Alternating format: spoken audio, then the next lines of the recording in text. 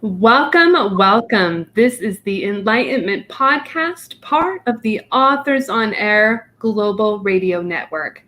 I'm your host, Laurie Schoenfeld. Thank you for all of those who are listening in. We are so excited to have you with us today. We have two dynamic guests, a mother and son writing duo, the marvelous Iris Johansen, author of the new book, High Stakes, and her fabulous son, Roy Johansen, who co-authors on multiple books with Iris. The latest is Hindsight, Book 7 in the Kendra Michaels series. Welcome, welcome, Iris and Roy. So excited to have you here with us today. Well, it's great to be here. Thank you. Thank you for having us. Absolutely. I'm a huge fan of you both, and so I'm super excited to pick your brain today on some of your writing process and what creativity means to you. I'm going to start with you first, Iris, and then we'll move to asking Roy a question. How are you, Iris, in your world right now, and what is one thing that you're up to at the moment? What am I up to? I'm just trying to survive like the rest of us. I've been vaccinated. My whole family has been vaccinated, and we're trying to live a good life and survive what's happening to all of us. Mm-hmm. So excited that you're here, and I really appreciate the person that you are and the marvelous stories that you're bringing into the world as you take it one step at a time. So, Roy, how are you doing, and what's one thing that's going on in your world right now? Well, I'm on the opposite coast as Mom. I live in Los Angeles, and I've been working. I've got a new solo book coming out in February, which I'm excited about.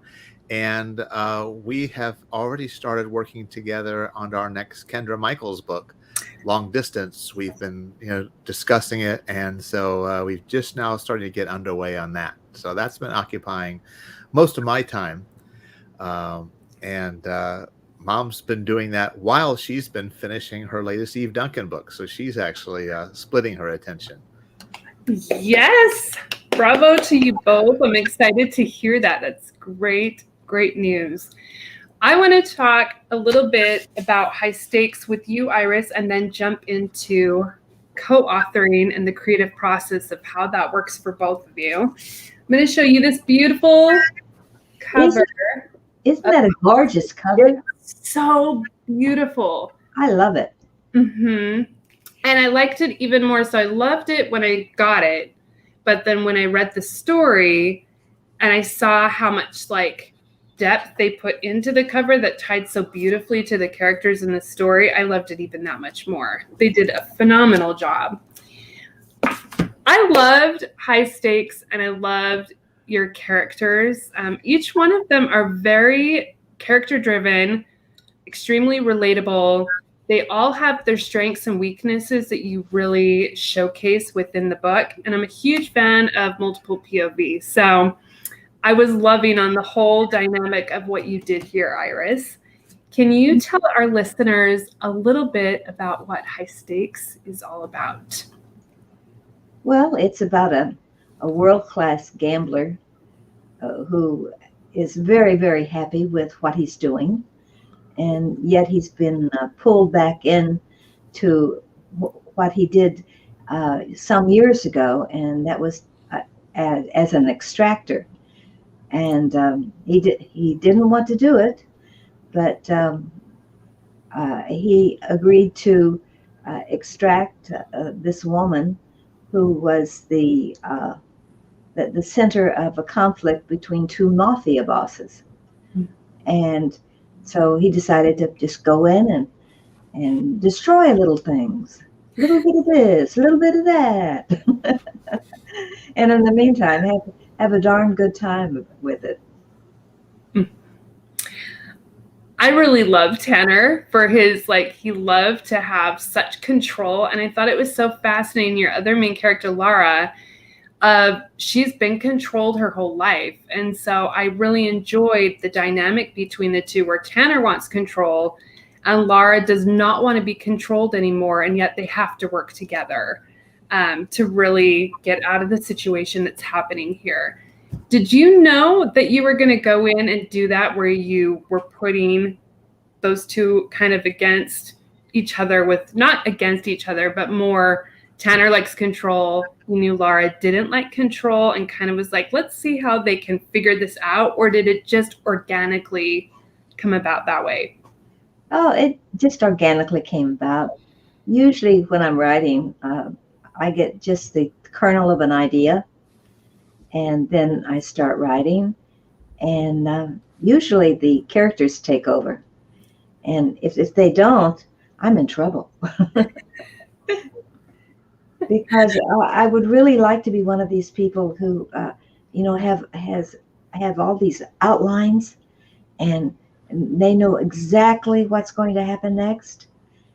Because a lot of times I'll paint myself into a corner, particularly when Roy and I are doing the Michael books, because we have a tendency to do that there. So you don't do any plotting per se. You are on the whim with your multiple characters, and just they take over. And That's right. that's amazing. So do you, when you have multiple characters, do you go back and kind of look at where each one of your characters are in the story and how they need to connect at any given point, or they just naturally have their storyline and it just connects when you get to that point in the story? Actually, it gets, when it gets there in the story, more than anything else. I have to know who the characters are, and then I let their characters take over. And I think that's the richest and most logical way to handle characters. Mm-hmm. With Lara, I fell in love with her on the first page as you're talking about the piano and music. As I love piano and I love music, so I really resonated with her very quickly. But I also loved how you brought in the depth of how she's free in her music, and that her heart is being placed on the piano as it's just her. That's that one space that's just Lara for a little bit. Do you play piano or know of anyone that plays piano, or where did that piece of Lara come in? No, I just like you. I love music, and I love the piano, and I cannot do it, but I love it. So in a way, I just go away into Lara's world, and that enriches me. Do you do that with your fight scenes too, Iris? Because I have to say, your fight scenes and the chase scenes are so relatable, and I can visually see them, which as a writer, staging those, that's a hard technique. What kind of research do you do when you go into writing those very visual scenes? I don't. I just let the characters take over. Sorry, I would love to give you all of this very technical things that I do to write my books, but it just doesn't happen. I love that, because visually usually on fight scenes when I'm going and I'm reading books, I don't typically see the scenes. I can see them much better when it's a movie. But with this book, I could see very visually every movement and every scene that you had placed. So well done. Because I was right there with the characters. It did not take me out at all. If anything, it really helped me as a reader engage more to what was going on. So I love that. Thank you. Okay, I have one more question for you, Iris, and then I want to turn it over to Roy.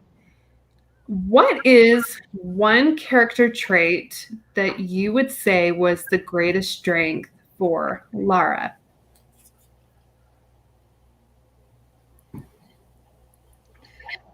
Survival. I mean, the way her life has gone all through these years, what she's gone through, the way that she struggled and made herself into the person she is. Survival. What about for Tanner? Tanner? Tanner's difficult because of his background also, and I would say that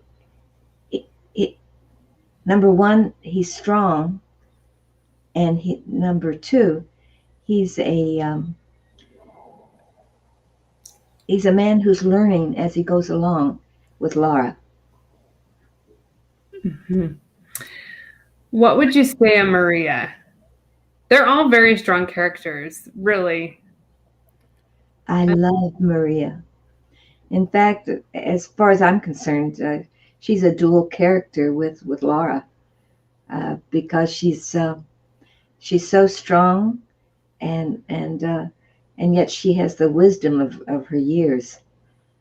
And Maria is Lara's mother. Yes, the mother. So she's the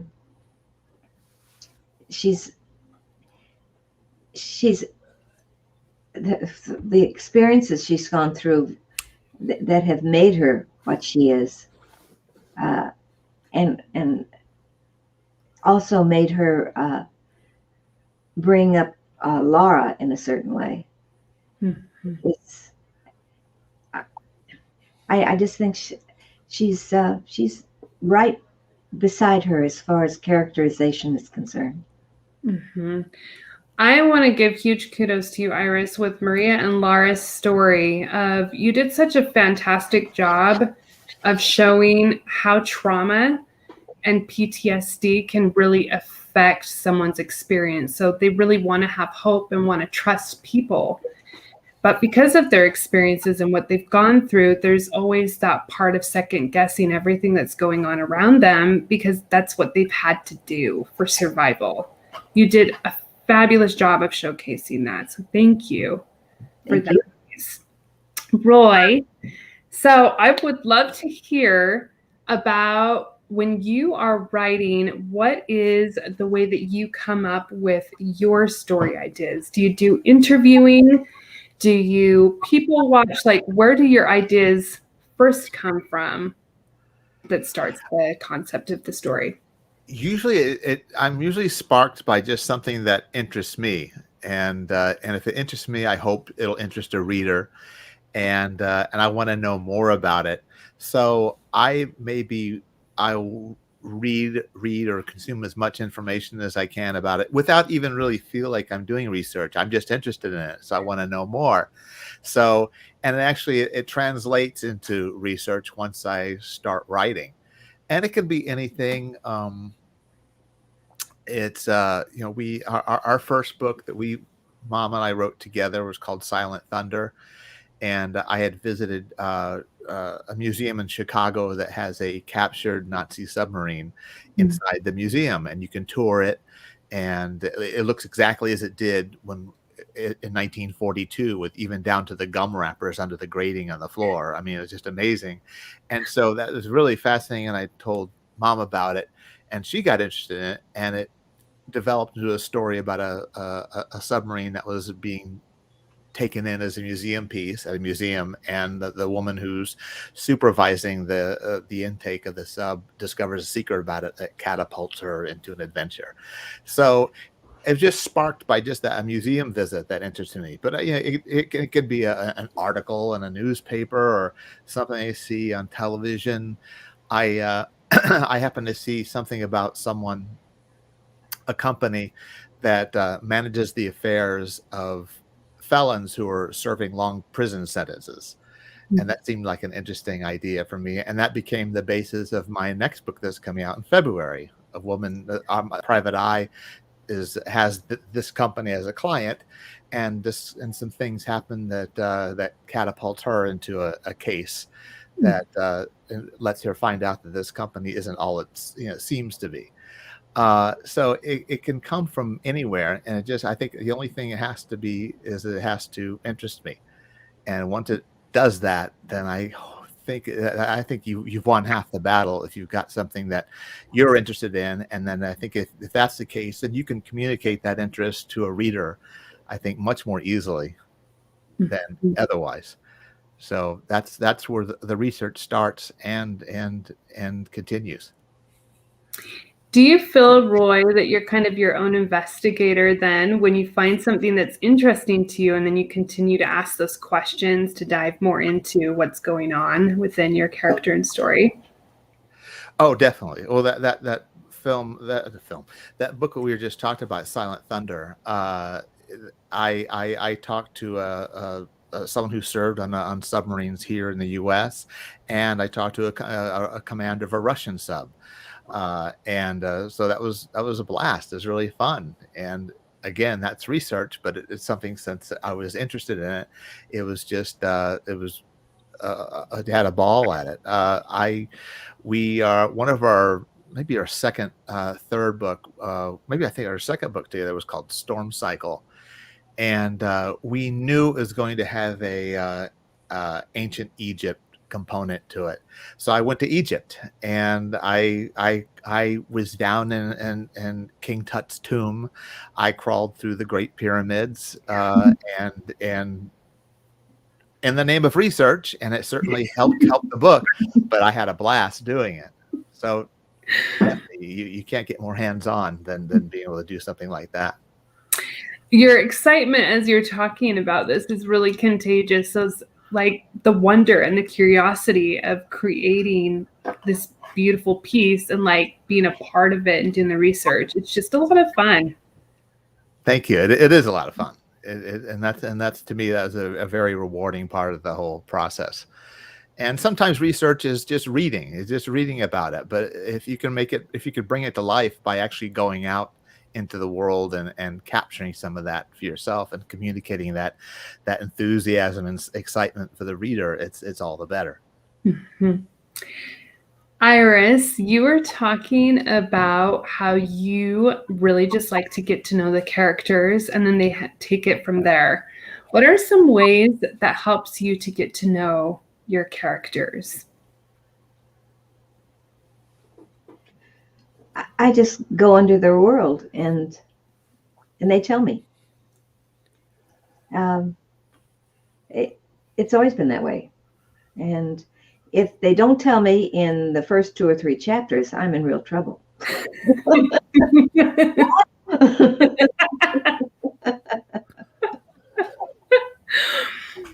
So do you get, with multiple characters, are they all talking to you at the same time and you're writing things down as things are coming in, or do you have one character talking to you at a time and telling you kind of who they are and where they want to go? What does that look like?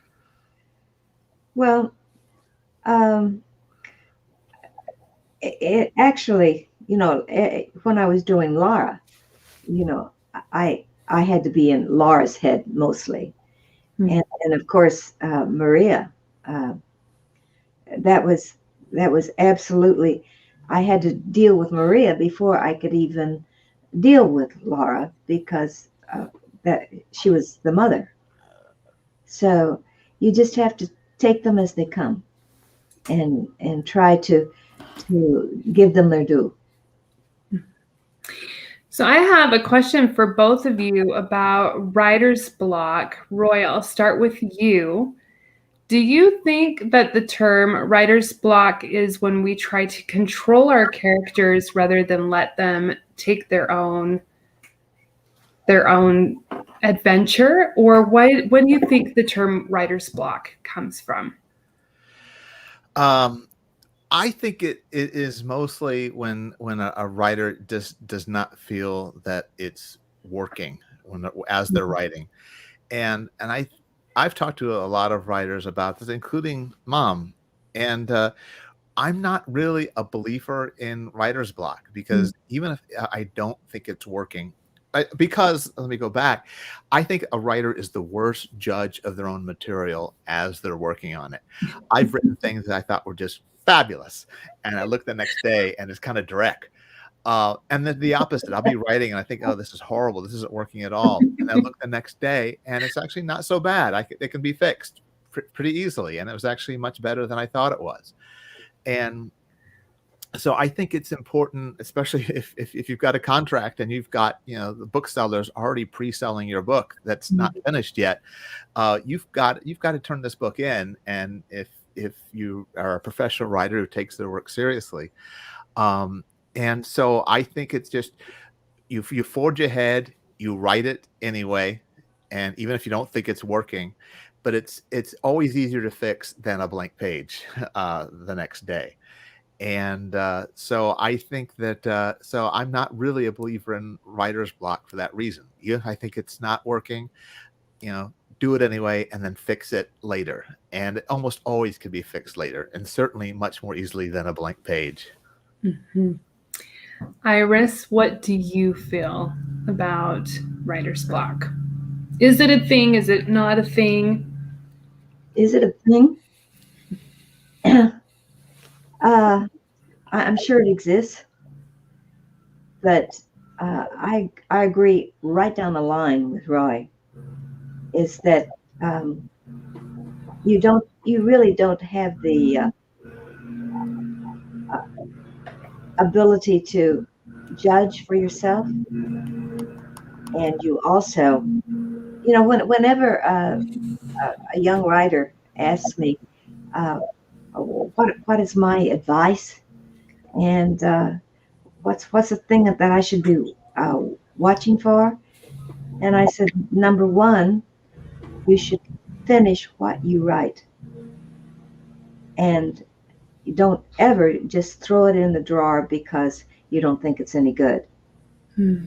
And also, once you've done that, it's you've given up on it.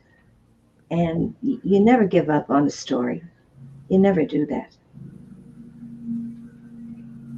Thank you, both of you, for those pieces of wisdom. I think that there's a lot, including me, that really soaked that in, of finishing your work and keep going, regardless of how you're feeling. Just keep going, and it will thrive and grow where it needs to grow with what you're learning. Co-authoring. I have so many questions regarding how this works between both you, Iris, and Roy. Who comes up? So how does this all work? Does someone come up with the idea and then you both brainstorm together? Do you each have a character that you write and then you collectively bring the story together? I'll turn this over to Roy first. What does this look like? Explain this to our listeners. Very often one of us will come up with an idea. Now we have a series character. We've written 8 books with her, Kendra Michaels. And so we have a pretty set cast of characters that sometimes we'll bring in new ones and play around with them.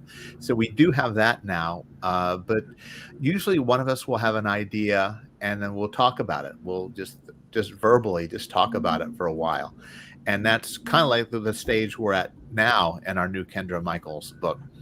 And so we'll talk about it, and the other will spark to it, and we'll come up with some ideas, and then we'll start writing. And usually one of us will write maybe 70 or 80 pages, and it's not always one of us the same person who's actually starting the book. Sometimes it'll be Mom, sometimes it'll be me. And we'll go back and forth writing, maybe 70, 80 pages, or maybe if the movement is shorter or longer, it might work out that way. And then even if we sometimes write ourselves into a corner, we'll let the other person deal with it. And that's fun too. Yes, that's fun too. And hopefully fun for the reader. And so work our way until we have a full book. And sometimes we might have to regroup. We might stop, 2/3 of the way through. We know we're getting closer to the end. And usually I like to outline more than Mom does. But when we're writing a book together, I try and respect her process. And so I don't lock us in too much. We know which general way we're going. I generally have an ending in mind, but sometimes as we get to 2/3 of the way through, we realize that something else would be better, and so we'll talk about it and then forge ahead toward the end. And it's worked that way pretty much from our very first book, and it's continued all the way to now. Mm-hmm. Iris, what is your favorite part of co-authoring with your son? Because I don't get to see him that much. So doggone it, this way we're together. He's way out in LA, and I'm either in Florida or here. And we do visit together every now and then. But this way, we're part of each other, and we have to call and talk about it, don't we? Yeah, we do, like every night or every other night. And that's my favorite part.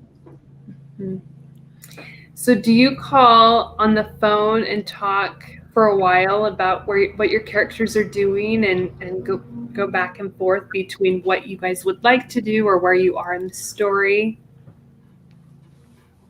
Yeah. We do that. And if one of us is if we don't know quite where we're going, then the talking does help. But Roy spent a good deal of his career as a screenwriter, and I envy him. Oh my God, all of those outlines, and he knows where he's going all the time, which is wonderful. Yeah, he's terrific. You don't envy the outlining, because that you as you've shown us, what you've been doing works really, really well. Mm-hmm. Yeah, but I don't know where I'm going. And you almost always know where you're going. Outline does keep sometimes those late night panic attacks away if you know where you're going. But I think those late night panic attacks That's actually really have given you some of your best books. Yes. The uncertainty of not knowing where your characters are going next, Iris, does that keep you up at night sometimes, not knowing? Well, when I get to 2/3 through the book and I still don't know where I'm going, yeah, that would keep me up late. Wouldn't you? 100%. Yes, I'm kind of a hybrid when I write, where there's moments where I have to plot and then moments where I'm like, okay, just take over and see where they go. I definitely don't sleep well when I have no idea what's happening next. Right. You just have to hope that the characters know what they're doing. Mm-hmm. And usually they do. But sometimes you have to push them a little bit, and then you're in real trouble. Because you have to think about stuff. And it's so much easier to have them think about stuff. Not as much brain power, for sure. We're going to turn it to the inner child question segment. Are you both ready? Ready. All right, Iris, the first question for you is, if you could learn anything, what would it be and why? If I could learn anything, Mm-hmm. I'd like to learn the piano. And Lara knows. of course, she's something of a genius. But I would like to learn that. I love it. Roy, same question for you. If you could learn anything, what would it be and why? God, that's an excellent question. I sometimes I think I would like to be a journalist. I've actually thought that would be fun, and it's a close cousin to being any other kind of a writer. But I actually have a natural curiosity about things and the way things are and the way things work, and so I kind of envy journalists when I see them in stories, or I read a really good long investigative story, and that's the type of thing that I think, whenever I look at different paths I could have taken, and I definitely am very fortunate that I've taken the path I did. I definitely found my true calling. But that was one. I was actually editor of my college newspaper and actually involved in journalism in my school years, and that's definitely a direction I could have gone in and learned more about and maybe tried to do. And that's something that I look at and kind of envy in a small way. Mhm. I love that as well. Our Iris, number 2. As we know, Laura, the piano sparks joy to her. What is something that really sparks joy to your heart and helps you to feel free? Family, Mm. being with the family, talking with members of the family, being a part of a family that is close and loving. Mhm.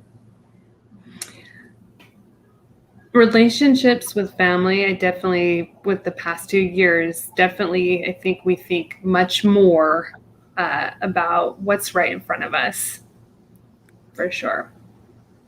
So Definitely. grateful that you have that, Iris. I'm sure you're a fabulous mother, too. I can only imagine what a good mom you are to your family. She's an awesome mom. Always has been. Roy, what sparks joy into your heart? Let's see. Well, mom took the best answer already. And I don't want to Mom just did say what that. she did, even though that's very important, very, very important to me. And my family and my friends are very important. I've always had a big, wide, broad circle of friends too. Um, so I will try to avoid that human, that large human circle that mom talked about, and try and think of something else. But I will say, probably I would go to something creative, and the creative process doesn't really spark joy so much as the completed work. And I think a lot of writers will say that, but I think a creative project well done will do that. And it doesn't have to be writing, it can be, video. It can be, I'm a big home theater buff. And when I put together an awesome system for myself, and that's a big hobby for me, just like some people might work on their sports cars, I work on my home theater, constantly tinkering with it and replacing parts and trying things out. But it's the same with writing a book. I want to make it as great as I possibly can. So probably like the end result is what sparks joy, and I feel like I've accomplished what I set out to do. And there's always a lot of hard work and uncertainty along the way, but at the end of the process, if I feel like I've accomplished what I set out to do and what I wanted to do, that probably gives me more satisfaction and joy than almost anything else. Iris, the last question in our segment is, what deal do you make with yourself that's non-negotiable?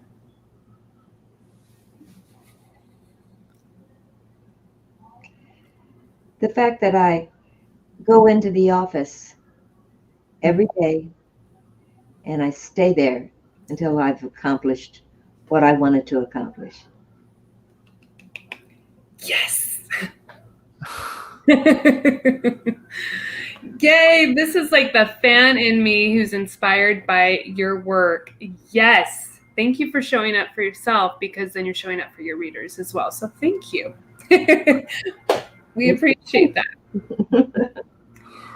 Roy, what deal do you make with yourself that's non-negotiable? And I hate it. It's a cop out, but it has to be this. It has to be getting the work done, because it's so important, and sometimes it's so hard, and it can be unpleasant. The creative process isn't always a joy, and very often it's not. It's hard work, and that's why so many people don't finish what they start. It's what. But I do make myself sort of, like I said, you push on even if you don't think it's going well, and maybe especially if it's not going well, and that's when it's more important than ever to make that deal for yourself and not to negotiate. And so I think that's vitally important. So I would have to cop out and say that's the same with me too. You both have been such a delight to chat with today. Thank you so much for being here with me. Before we end today, one last thing, Iris, can you share with our listeners what is one way that they can live a joyful life on something that you've experienced? Something that I've experienced with a joyful life. Number one. Yeah, sorry, there's someone right outside my door. I apologize. What is a way to live a joyful and creative life? Actually, the way to make a joyful life is to have family around you and accept that no one is perfect, and it's the being together that's perfect. Mm-hmm. Thank you so much for that, Iris. What about you, Roy? What is a way to make a joyful and creative life that you can share with our listeners today? I think that the luckiest among us are those who can manage to do the thing that they love, the thing that brings them happiness, and even if even if they don't make a career of it, if they can find time to make that a part of their lives, I think that that is the way to help guarantee a lifetime of happiness, is to find the thing that that they love down to their soul. And if they can make a living of it, great. But if they don't, find the time and find a way to make that a part of their lives forever. We are going to put both Iris and Roy's links down in the comments below. So if you have any questions or comments for them, as well as being able to search up their books that they have out and Roy's upcoming book as well. And thank you all for joining us today. We're so grateful to have you here. Iris, I'm sending you lots of love from my corner to yours. I hope one day that you play the piano. And Roy, I'm sending lots of love from my corner to yours. And I hope that you find some journalism time to be your own journalist at some point in your life. Thank you both for being here with us today. And remember, as you go about the rest of your day, to look for those things around you that are working within your life, to find those pieces of joy, those sparks that are all around you, and remember that you are the hero to your own journey. What are you going to create within your life? We'll see you right here next Monday at 1:00 p.m. Mountain Standard Time. Have a wonderful rest of your day. Thank you, Iris and Roy. Have a great day, everyone. Thank you, Laurie.